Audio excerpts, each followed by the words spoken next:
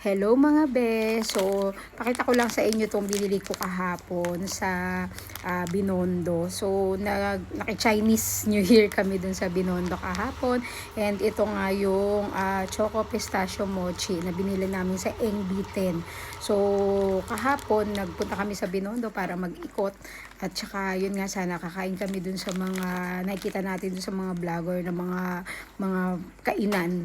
Kaya lang, super dami ng tao. Ang hirap-hirap kang sumiksik at aabutin ka talaga ng siyam-siyam para makakain ka dun. So sabi ko, babalik na lang kami some other day para ma-try natin yung iba doon. So, pero ito kasi, nakita namin nung kakain kami sa Great Buddha Cafe. Kasi actually, dapat kakain kami sa LGA Foods. Pero dahil nga, super dami ng tao, hindi kami nakakain doon. Kaya, balik na naman kami sa Great Buddha Cafe. So, 3 years na, parang every Chinese New Year, doon kami lagi kumakain.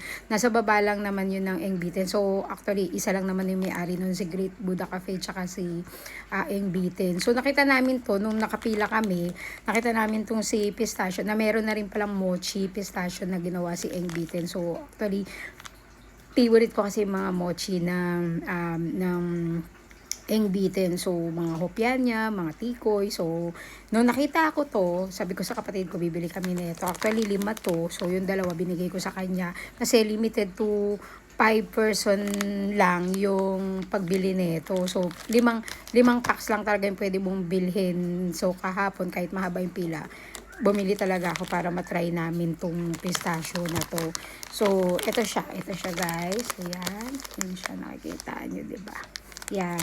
So, kagabi, pagdating namin, so kumain na talaga ako. Tapos kanina rin kumain na ako. So, makikita nyo, isa na lang yung laman niya. So, ano lang, parang bite size lang naman siya na 6 na piraso sa isang pack na ganito. Bite size lang siya. So, pagbibili, tsaka 145 lang to. Hindi naman masama na for the 145 pesos na nakikiuso tayo sa mga pistachio, eme-eme na ganyan, 'di ba? So, ito naman is mochi siya. So, iba siya dun sa mga nabibili ngayon ng mga Dubai Dewy, kasi yun marshmallow yun. At saka, yun naman napakamamahal nun. Kasi yung isang piraso nun, 'di ba, 150. Depende pa sa seller yun.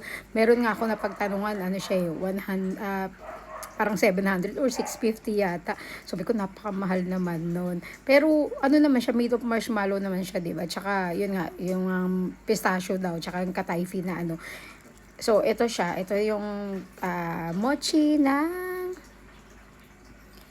Engbitin. Nakalimutan no. So, yun. Ito siya. Bite size lang siya. Tapos, ito yun siya, guys. So, para makita nyo. Ito. So, ayan. O, yan. Medyo makalat lang. Yan. O, diba? Ayan siya. Ito yung pistachio niya. So, crunchy-crunchy rin siya actually. Tapos, na rin siya. Masarap din naman siya kasi nga, yun nga, may katayfi rin daw siya. At saka ito kasi yung pinaka-favorite ko kasi yung mochi niya. Made of, alam niyo na, glutinous rice. So, ito. Diba? Ito yung palaman niya. Sarap. Tsaka, hindi siya ganun ka-sweet.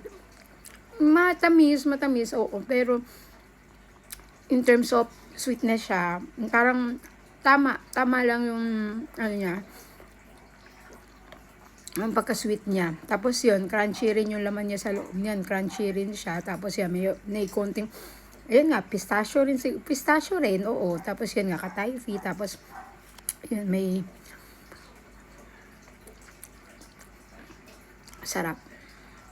masarap siya.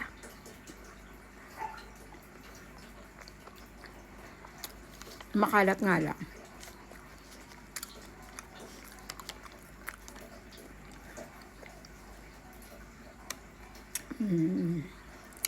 Diba?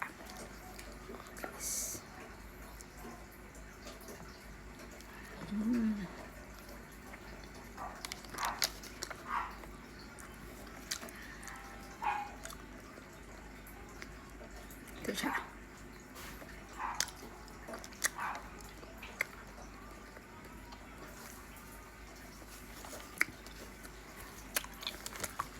Okay din naman siya para sa akin Pero ko syempre, kung bibili ako nung ano, gusto ko pa rin yung may marshmallow kasi favorite ko rin yung marshmallow na yun. Medyo mahal nga lang siya. Pero ito, worth it naman siya for 145 na 6 na bite size siya ng mochi. Mochi naman kasi siya. Diba? Okay.